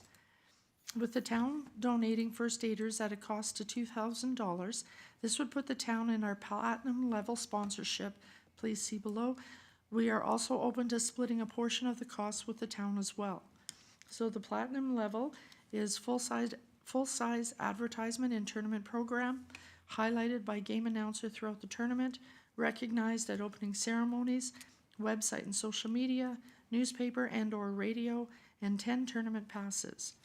We will also be purchasing pucks for the gift bag at no cost to the town with the official Hockey Alberta provincial logo on one side, and we would like to put the official town logo on the other. Could Vegreville Town Council approve and provide a PNG format of the official Town of Vegreville logo that we can use for the pucks? We look forward to hearing from you. Tournament Chair Trevor Warwa, Vegreville District Minor Hockey. Thank you very much. A question to Jameson. Jameson, did you figure that price that was quoted in there is pretty fair in today's market? Your Worship, that would actually be our cost. Not that we would seek to make a profit off of this endeavor, but our cost to recoup and replace is $5 per egg. So in the conversation that I had with Mr. Warwa, I stated that, you know what, a request of this level should certainly go to council for consideration. And that's why you have the letter in front of you today. Okay. Any comments? Councillor Curtis. Thank you very much. This is a great thing that's coming to town for sure. I think we do have to be careful because I know in the past other groups have reached out to the bowling alley for some donations and stuff where we may or may not have been able to accommodate that. Manager Brown, is this something that they could request the grant? I forget the name of it for, as it's a multi-day event. They have applied for the local sports and event hosting incentive or grant. They have been approved for that grant. as well as the letter states. The approximate price tag of $2,000, which would be covered by the town for the provision of first aiders throughout the tournament. And those were numbers that, again, are quasi-rough, but based on the schedule that was provided to me. It would be my recommendation that perhaps we could split the cost. That would put the town of Vegreville officially into the platinum sponsorship level.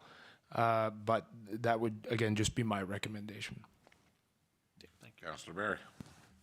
Thank you, Your Worship. I certainly support youth sports or recreation. What I'm getting from this is they're actually asking the town to be a sponsor. But instead of actually paying up money, we'd do it in kind by providing them $800 worth of eggs and $2,000 worth of first aid. So it's a little different than some of the other requests that we get, because in this case, they're saying, can we be a sponsor of the event and be acknowledged as a sponsor of the event at the platinum level? So I could almost see us, saying okay to it if that's what we're interested in doing, is becoming a sponsor. I think that's a little different than just an organization asking, can we get a bunch of goodies to throw in a bag to give to people that are coming to visit us? And it is worthwhile. I mean, getting a chance to sponsor provincials is pretty significant, no matter what sport you're entering in on. For sure. Councillor Wara. Hi, I just wanted to, just share as, been more recently had children going to provincials and other communities. So quite often it is quite a, common to see a town listed as a major sponsor. I actually would say, sort of falling in the vein of Councillor Barry's, I actually appreciate the opportunity to be recognized at a sponsor level, because sometimes I feel like we do a lot of in-kind donations and it almost isn't recognized that the town had a major role. Regardless of the outcome decision, I actually would appreciate that it would have an ability to show that we were a platinum sponsor and a major part, because we do give back to minor sports in many ways with discounts and facilities and whatnot. So I think it's nice to actually see recognition. So in that extent, I would be in favor. Okay. Well, they have received they will receive the sports incentive grant of $1,500, and we know darn well that that they've taken every room in our community that is available for a few days, and everything's going to be busy. So it's going to be a big economic driver within the community. We know that already. We know that the first responders, that we will be paying them through the town payroll system. I'm not opposed to getting ourselves at the platinum level in sponsorship here. I think it's a good idea, and those bags go home. That little Nerf, and then the hockey puck having the Vegreville logo on it too. So I'm in favor of this. Again, it's a provincial tournament, and lots of times when we do some other one-offs, they're smaller events, and our name doesn't get mentioned in any of the type of advertising or the daily constant updates of what's going on at the tournament sponsored by. So I'm in favor of this. I think that if it's going to cost us $800, we're putting in $2,000 worth of first responders. I would say that we go up to $500 on the cost of these eggs, and there we've met our obligation for the platinum sponsorship at $2,500, plus the other $15 they'll be receiving in the grant funding. Your Worship, just so I'm clear, so at our cost of $5 per egg, if the town of Vegreville were to subsidize that to the tune of $3.50, that would be an additional $560, which would put us into that $2,500 platinum sponsorship level, meaning that we would just ask the Hockey Association to pay $1.50 per egg. So they're getting a pretty substantial rebated rate on the eggs. They're still provided for the tournament. We're now into the platinum level, and all's fair in this situation. That's what I'm suggesting. Go ahead, Councillor Bullock. And maybe one little humorous caveat on that, a commitment from them to have everybody that's involved in minor hockey participate in an egg race that's coming up this summer.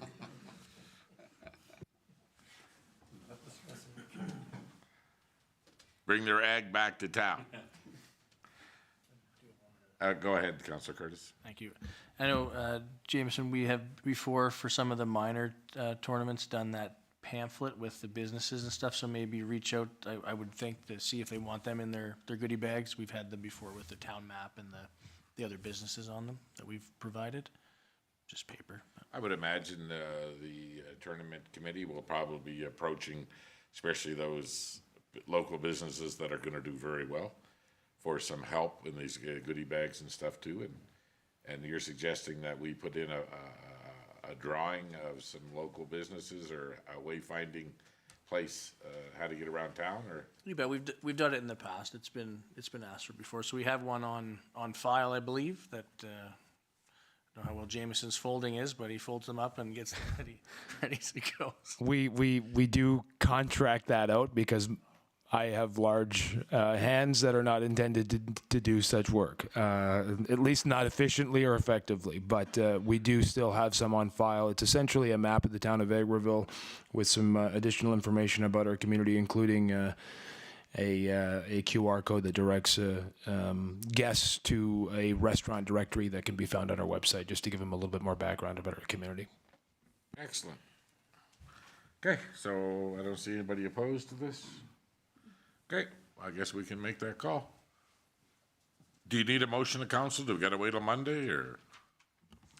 No, we don't need a motion of council. The eggs are already purchased, and we are just discounting the price, not selling, or not giving them up. We already have the eggs in stock. We were expecting a busy summer. Yes. Okay, well, good thing we got them before the tariffs kicked. Okay. Okay, so, Counselor, that's it for their agenda, right? I mean, other than we won't forget director's highlights this time. Okay, I promise. Okay, so let's move on to round table, and since Counselor Lemko, the last couple of meetings, has been stuck at the very end of, so Counselor Lemko, what have you been hearing? Not a lot. Oh, good, thank you. Yeah, it's all good stuff. Just good stuff around snow removal, around just excitement around the community. I did get some questions about the full throttle lot, about when's construction going to start, because we did mention something about having a building up by the end of December, and folks are asking me, and that's just coffee talk. So other than that, nothing. I'm excited to continue watching the Foxview Estates and the housing development that's going up there. It's interesting that a development with 7 houses coming up is being built in winter at the state it's in, and the gentlemen that are working out there are shivering in the winter. It's an interesting project to watch. That's all I got, boss. Okay, well, as far as the new plaza is concerned, I talked to one of the group that said that the building itself is in production right now. It's all a precast situation, and they're hoping that February the 18th, the building slabs will be done. So they got to get a foundation in as quick as they can because they want to get this precast building up. So, thank you so much, Councillor Curtis. Thank you. Not too much on my end. Again, similar to Councillor Lemko. I did get a few complaints about our bylaw officer putting out some notices for snow on sidewalks, to which I replied, good, he's doing his job. So if it's making you mad because your sidewalk isn't cleared, then that's what it's supposed to do. And, you know, other people that were contacted or contacted me had cleaned it up. They just said, he's kind of walking like a stormtrooper. He's going down and getting everybody. And I said, well, that's good. That's what we pay him to do. So, yeah, that's pretty much it for me. Okay, thank you. I just had an interaction at the CALS meeting. So Community Association for Lasting Success has their annual general meeting every year, of course, it's annual. But they wanted to invite council to attend, so you will see it in your inboxes. And please let Jen Dixon, who is the executive director for CALS, know if you're able to attend. It's over the noon hour on February 19th. Part of the reason that they like to have council there is to be able to have an understanding of what the work is that they do. As well, this year, the Family Literacy Day won't be having a public event just because there's been some change in some of their partner staffing. So this will be an opportunity for this group, if you're able to attend, to participate, meet some of their families potentially, and hear some of the work that they're doing. So just wanted to make sure that you might have that in your calendar, February 19th, 12 to 1, And where's that at? at Wild and Company Boardroom. Okay, thank you very much. Councillor Warwa, what are you hearing there in Ottawa? Well, probably not a lot here that's appropriate for the meeting. But having said that, I only had the one call right before I left. I had snuck in being able to ask some updates of Director Lefebvre, and he was able to provide enough information. I can get back to the resident just a little bit about snow removal. And that's actually the only call I've had since our last meeting. So pretty much good otherwise. And I look forward to being back next week. Okay, well, hopefully you're doing a good job there in Ottawa with all the problems that we're seeing with what's happening coming out of Ottawa. It's very interesting. It's about 10 to 7 our time, so it's quiet here now. But it's definitely not quiet during the day. You didn't put your name forward in the Liberal leadership race, did you? Yeah, that's why I'm wearing red. I know you're all wearing red. Clearly, that's why I'm wearing red. Tell me on Facebook tomorrow. Okay, I don't believe that for a second. Councillor Bullock, what have you been hearing about? Well, on a different time and slot of coffee talk at the local coffee shops, Councillor Lemko, so just, hear comments about, the full throttle lot, and I said, well, just stay tuned. It's just winter time and just a little delayed, but it is coming. One thing was mentioned about I've heard about the bylaw officer as well, about that, and it's just a good thing, neighborly thing to do, and just for people walking around town to make sure your sidewalks are done. It's just respect for your home and the community. So for the ones that keep doing it, thank you very much, and for the other ones, well, please help out. So that's all I can say on that.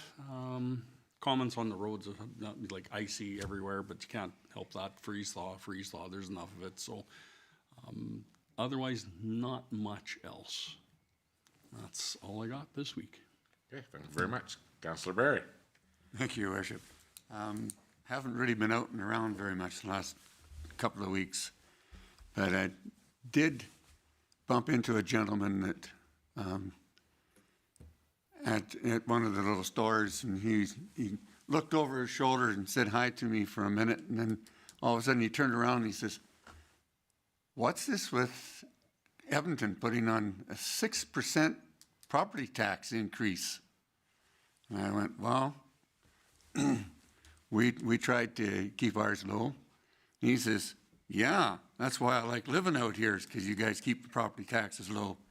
So I was kind of pleased to hear that. And as he walked out the door, he hollered over again. He says, "Keep our taxes down." So at least we didn't get bad-mouthed the way that I think Edmonton may receive some negativity about the 6%, and I think Calgary went 6% too. I think if you add up the last 3 years in Edmonton, it's somewhere around 25%. Yeah, it's Altogether increases, so, yeah. so he was happy because he brought it down from 8%. Okay, thank you. Okay, well, I'll tell you something that I've had 0 negative comments in the last little while, so. You didn't talk to anybody. I try to talk to as least people as I can. But after our last meeting, I received an email from Brandon Phillip. Brandon Phillip was a friend of my son's, played soccer, and even in his email he brought up he played some bad music in our basement. And they had a little band started and stuff. And anyway, Brandon is now a captain in the Air Force. And he is flying a helicopter, a Cyclone helicopter from Halifax to Victoria. And he asked for permission to land in Vegreville. And he can only be here in 20 minutes, but he'd like to stop at his old high school at the Comp. So I just received this a minute ago. The VCH principal denied me permission to land at the school. I'm not sure what to do as an alternate. I would just need landowners' permission to land elsewhere if the town was interested. Otherwise, it'll just be a flyover as is. Well, we have a young man that's born and brought up in Vegreville, and he is now a captain in the Air Force. So I think we should offer him the land right across from the CPC Center. Awesome. Exactly. We put a big red X there, and then the students, and we'll notify the Air Cadets. And he's not quite sure the date, what date it'll be, but we will get back to Brandon. And yes, that is town-owned land, and I'm pretty sure you could land a Cyclone helicopter there. Yes. Yeah, and he was right about the bad music they played in the basement. There's no doubt about that. Anyway, we'll get back to him. Leslie's wrote him a letter confirming that the town would allow it, and we will get back to Brandon and change the site, and I'm sure that we can get some media here involved, and it'll be a great story. And I'm hoping that the principal will allow some of the students to come out and see it, so. Okay, that's what I have. Next, we're moving on to director highlights, and we're going to start with Director Saskew. Thank you, Your Worship. Okay, so this will be short and sweet. So I have been busy preparing year end and working through the IT changeover. So that has taken up a significant amount of my time and will until our annual audit takes place the week of February 18th, 2025. I also do have an update in regards to the end of life of the main program we use, Microsoft Dynamics. So Microsoft has announced updated guidance to the planned life cycle. The end date of support for Dynamics is now scheduled for December 31st, 2029. So that means Microsoft will provide payroll updates and everything through 2029, and that they cannot commit to anything further than then. So we inadvertently are in the market for a new accounting program. I was talking about this today, saying we do not want to be the trailblazers of this project. There's other municipalities that are much larger than us. We will just follow through as things. So we have basically 4 years until we are told we're at end of life. So I will keep council posted. We will continue to be going to conferences and stopping at all the booths to figure out what our next steps are. But like I said, there could be something where all of a sudden it goes and it's offered as an in-cloud solution. So this is not something that we are going to take lightly because it is a huge change. It affects every single one of my finance staff and many other staff sprinkled throughout the organization who also access Diamond, including in our IP&D department. So we will not take this lightly, and we will keep council informed as we go. There will also be budget implications because transferring programs often costs, I hate to say it, but hundreds of thousands of dollars. So, it's our 4-year plan right now. So as of right now, my plan is to sit back and watch what others do and stay informed and stay ahead of this. But when we switched to Trinus as well, they had kind of had this at the forefront that this is something that they're looking into different solutions and what to go forward. So like I said, I don't want to scare council, and maybe this will be next council's problem because it'll be 4 years from now.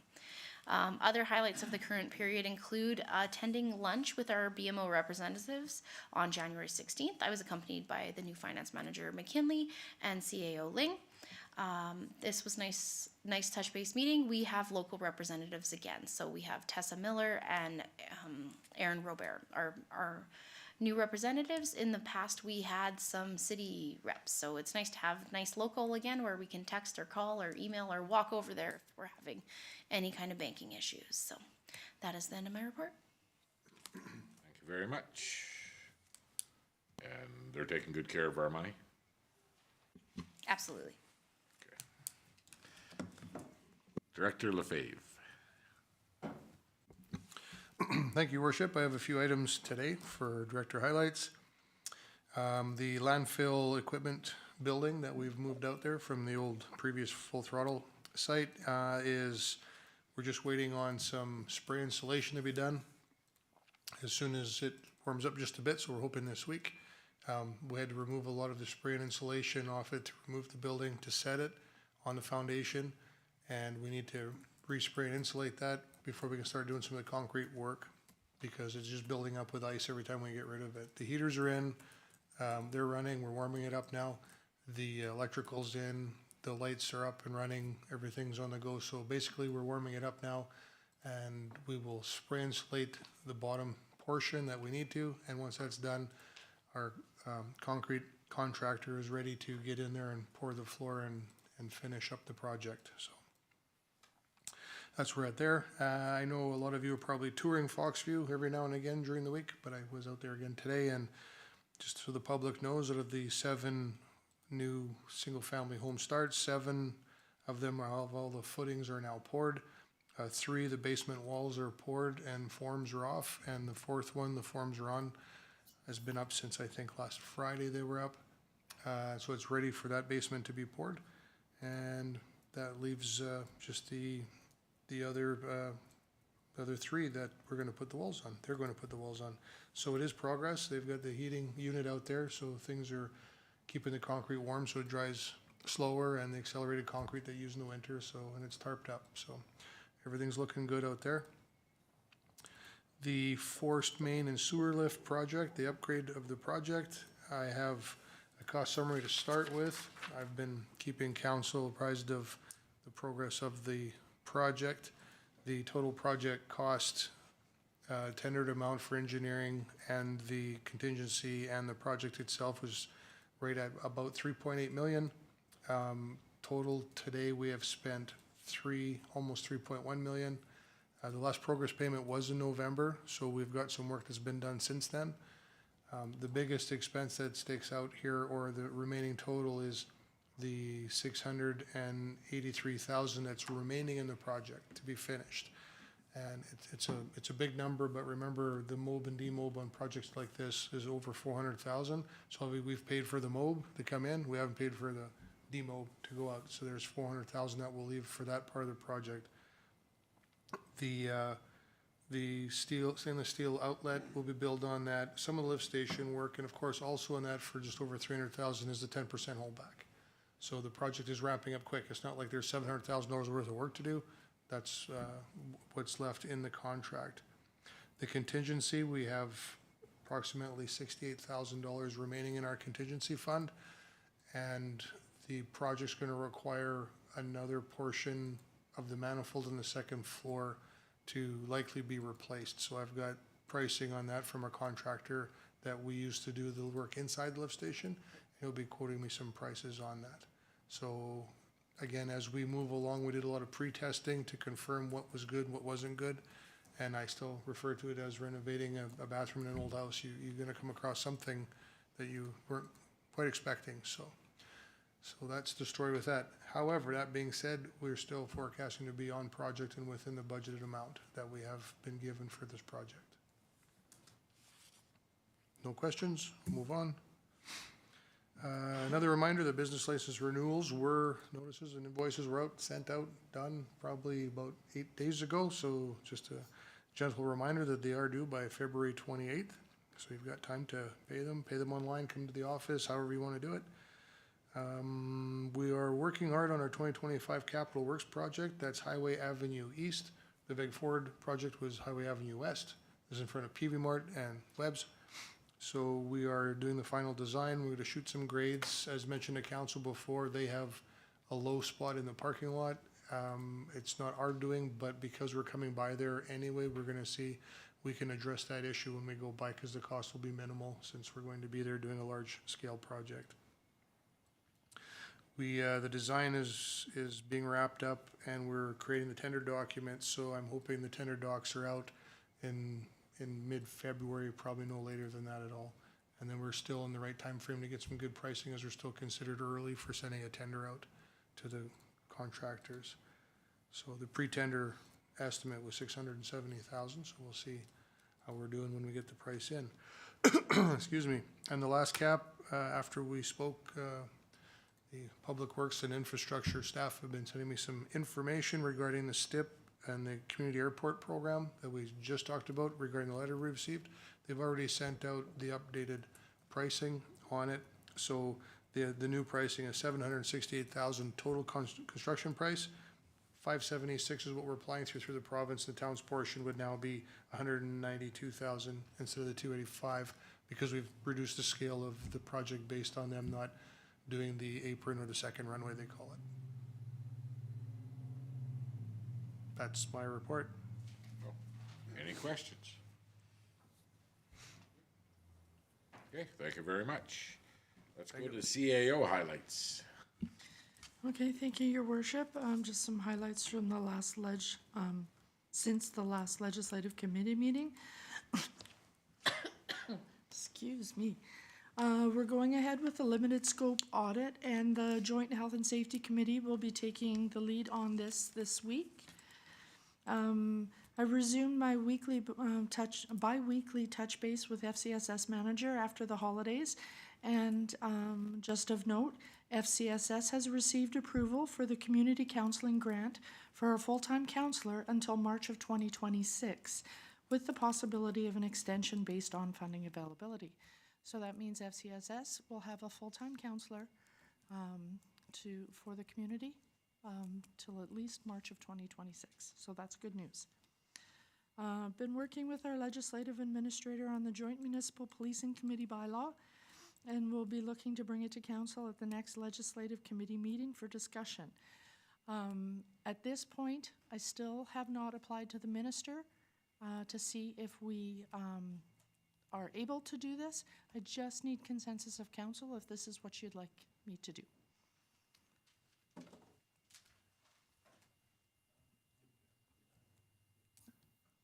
Looks like you're good. All right. And municipal enforcement has been busy the last couple weeks with stray dogs. At one point, Prairie Tales Animal Rescue Society had 3 dogs in their care, 2 intact males and 1 intact female who went into heat. This becomes a problem with the limited kennel space at the shelter. Fortunately, PTARS has wonderful foster home volunteers and that were able to help out. So as of today, there are still 2 dogs in PTARS care, and currently the female is fostered and the male is being held at the shelter. And that's my report. Okay, well, that turned out better than we thought.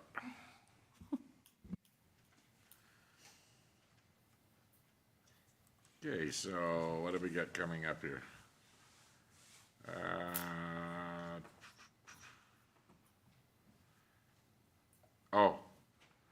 Family Day. I thought I'd offer it to council again. Does anybody want to take it over, the breakfast? You said you were doing it. I just thought you guys maybe reflect on it and say that sounds like a good idea for me to take that on. Okay, there we go. Okay, not a problem. So is there any other business of council? We have one quick one to talk about in closed session. 2? Okay, 2 then. Yeah. Before we do go, I think that sort of a bit of a bad news story is that Perry's 2 for 1 could not come with a new location. He was having a lot of problems where he was at the building that he's been in for 30 years. Matter of fact, I renovated that building. I did the work and built Perry's Pizza and stuff before they moved in there. And now here it is 30 years later, and he's leaving, and he couldn't secure another location, so he has a poster that he's done. So it's kind of a sad day. I think a lot of 30-year-olds in this town grew up with that pizza, and I know what my favorites are, what my expectations were there. So just wanted to thank Tim and the staff over there for 30 years and always being a big part of our town with sponsoring all the time. They've spent a lot of, and again, it's been a part of our heritage, really, the Perry's Pizza for a long time. Okay, so I will take a motion to go into closed session. Councillor Umka makes the motion at 5:05. All those in favor? Carried.